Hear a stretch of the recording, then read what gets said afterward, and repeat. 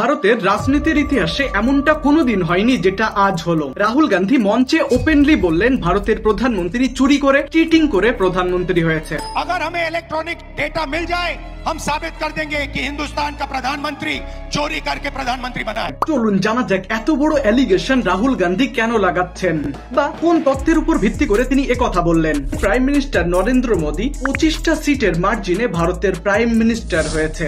এই 25টা সিটের মধ্যে একটা সিট যে ডুপ্লিসিটি করে তারা নিজের আয়ত্তে নিয়ে এসেছে এটা আমি প্রমাণ করে দিয়েছি। যে সিটটা ছিল কর্ণাটকের সিট। প্রায় 300 কেজির বেশি পেপার 6 মাস ধরে অ্যানালাইসিস করার পর তিনি আজ প্রমাণ করে দিয়েছে কর্ণাটকের সিট চুরি হয়েছে।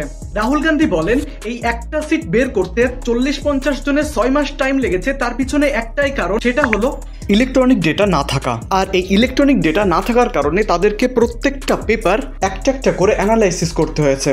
তিনি বলেন ইলেকশন কমিশন যদি তাদেরকে ইলেকট্রনিক ডেটা এবং ভিডিওগ্রাফ দিয়ে দেয় তাহলে তিনি প্রমাণ করে দেবেন যে আমাদের প্রাইম মিনিস্টার চুরি করে ভারতের প্রাইম মিনিস্টার হয়েছে। এইরকমই ট্রেন্ডিং বিষয় সম্পর্কে জানতে এবং স্মার্টলি গ্রো করতে আমাদের সঙ্গে থাকুন। আর আপনি যদি এই মুহূর্তে কোনো একটা গভর্নমেন্ট জবের জন্য প্রিপারেশন নিয়ে থাকেন তাহলে ইন্ডিয়ার বেস্ট টিচারদের তৈরি জিকে মক টেস্ট আপনার জন্য পারফেক্ট।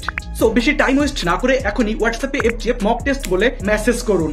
আর মাত্র 99 রুপিসে আপনি লাইফ টাইম পর্যন্ত এই গ্রুপে মক টেস্ট দিতে পারবেন।